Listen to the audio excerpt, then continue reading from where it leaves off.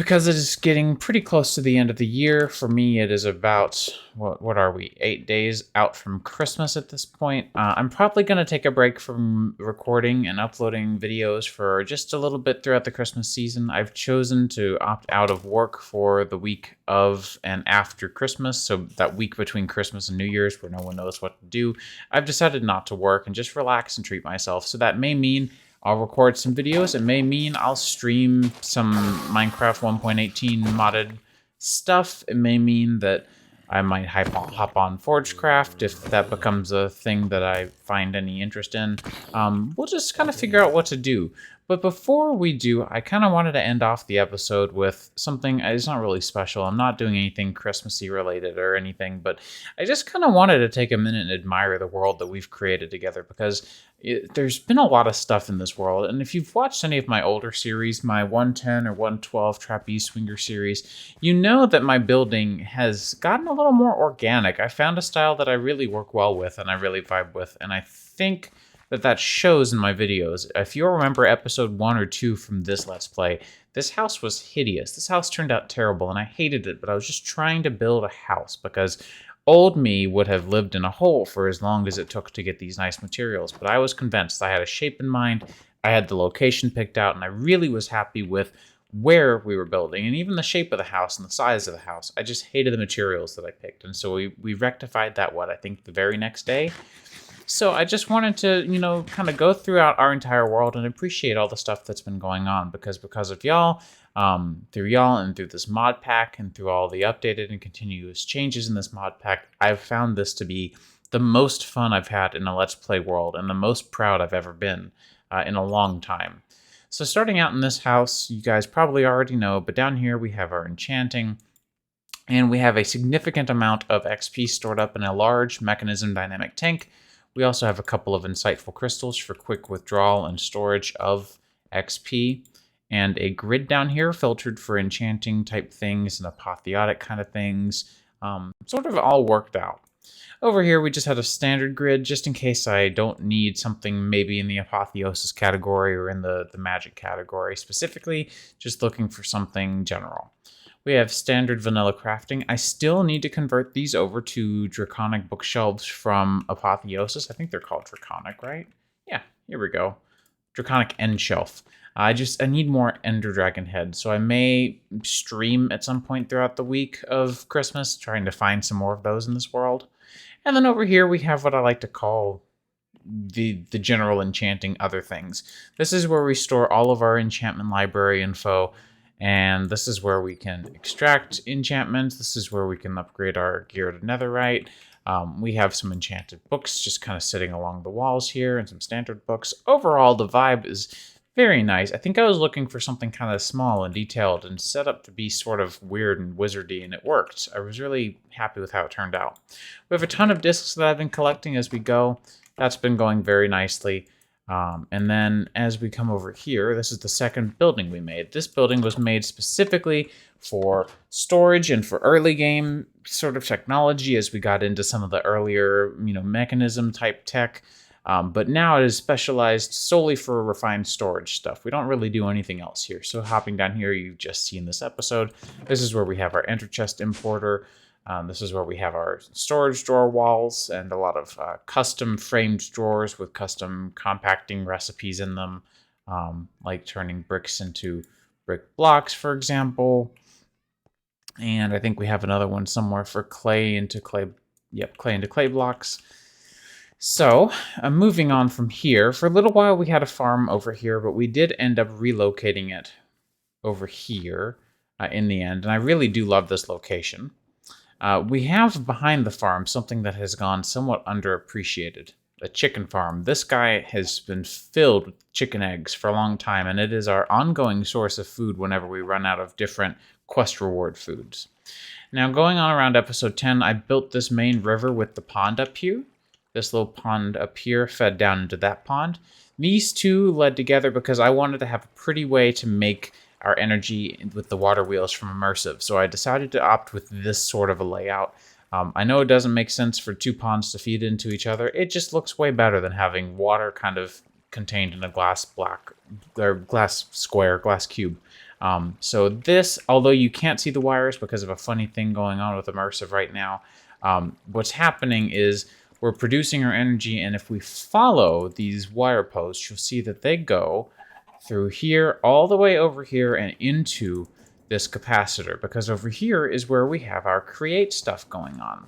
So with our create stuff, if I hop down here really quickly, I believe maybe right here, we can see that we're transferring all of our water wheel energy into furnace fuel. And by using this lever here, we're forcing this external heater to be on at all times, which we're using to harvest inside of our flywheel with our furnace engine. So in other words, we're producing free kinetic energy from create using this furnace, using free immersive flux from industrial or immersive engineering.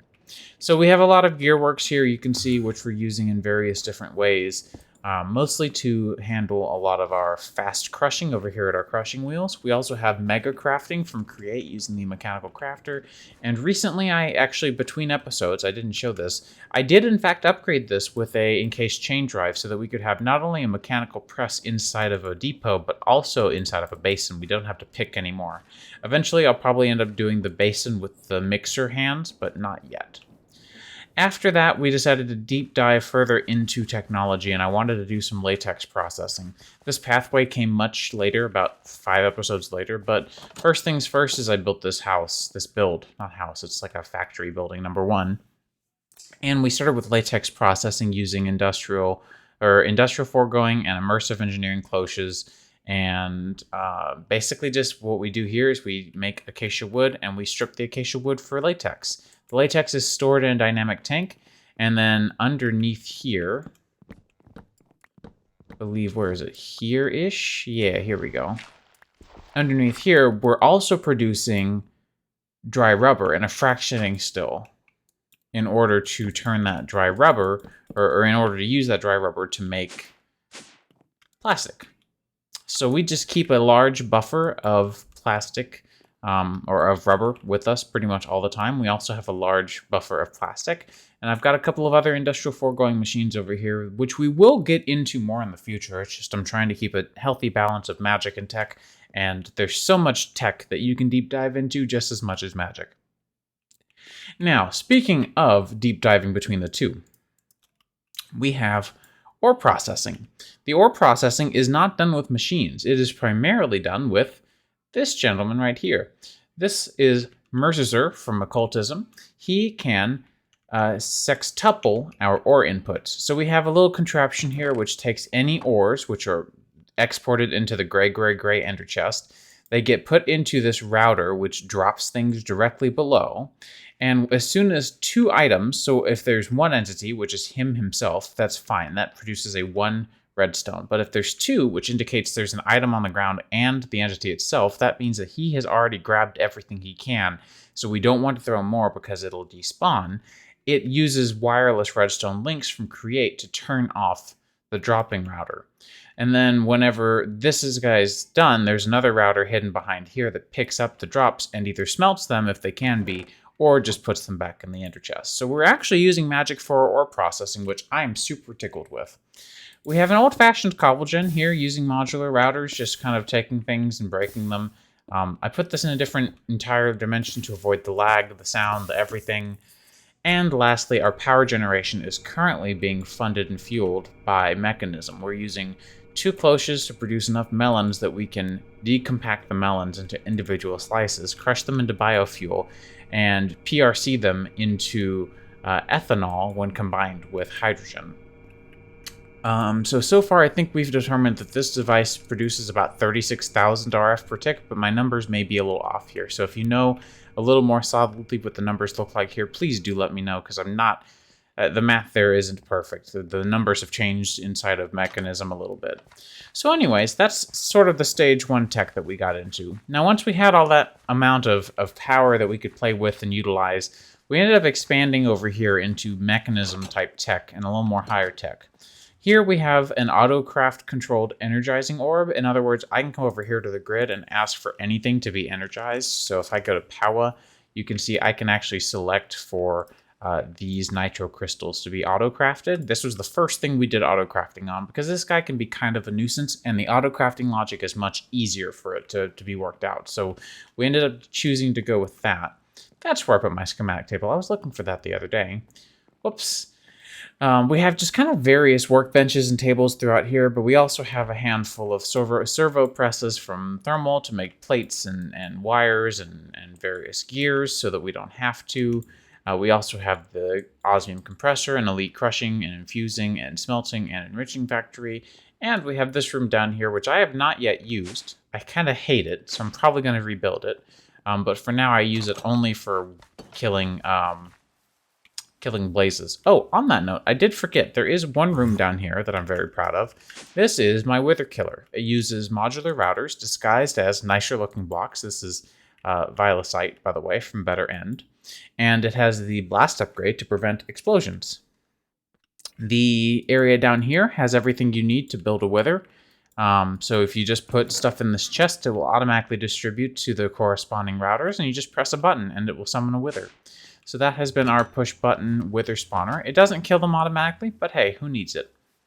Over here, somewhere before we started building all of this stuff, I decided that I needed to kind of specialize a place for multi-block crafting, so I put together a couple of small copper roofed huts. But like I said at the beginning of this episode, I just rebuilt this, so I'm really happy with how it turned out. And then we started to look into some of the occultism and other magics in this mod pack. So this was the first Sky Island that I built. I decided that all of my magic should be done in Sky Islands just because it's kind of how I best embrace magic is through magical terrains. So I was hoping that at some point we'd probably end up having bridges to go between all these islands as well. And there's a lot more decoration that I'm going to do with these as we continue on in this Let's Play, but just kind of getting into it, I'm trying to still build out the actual infrastructure and physical buildings. But this is the occultism crafting area. So we have our occultism. We have a farm for demons dream seeds. We also have several floors for different rituals for occultism as well, which have been very important. That's why there's a villager just chilling out here. And of course, we do have we have a couple of farms. We have cactus and black rose because we used a lot of green and black dye for a lot of our books of binding. And we have our Demon's Flame, I think is what it's called, in order to do a lot of our crafting. And as you saw today, there's also the new Botania area we built out. So I'm just really, really, really proud of how everything has been looking so far. I feel like a lot of work has gone into this. A lot of times I know that there are enough people who watch these videos now. I'm kind of motivated to rebuild something if it didn't turn out the way I was hoping the first time. Whereas maybe in some of the older episodes and older Let's Play series as a whole, I was like, it's fine, no one's really going to watch these, and I don't really care all that much about it too much. But nowadays, it's much more enjoyable for me to sit down and focus on the fine details in our world and try to put everything together in such a way that it's really become quite the atmosphere to be a part of, and I'm very happy with it, and I hope you are too. But anyways, like I said, you can probably catch me over on twitch.tv/oitsjustjose. If I'm going to stream any in this world, I'll be tweeting it over on twitter.com/oitsjustjose. I think I keep all that stuff in my video descriptions. I'm like 99% sure. But anyways, thanks a lot. I hope you have a wonderful and merry holiday season, and I'll see you on the other side of the new year.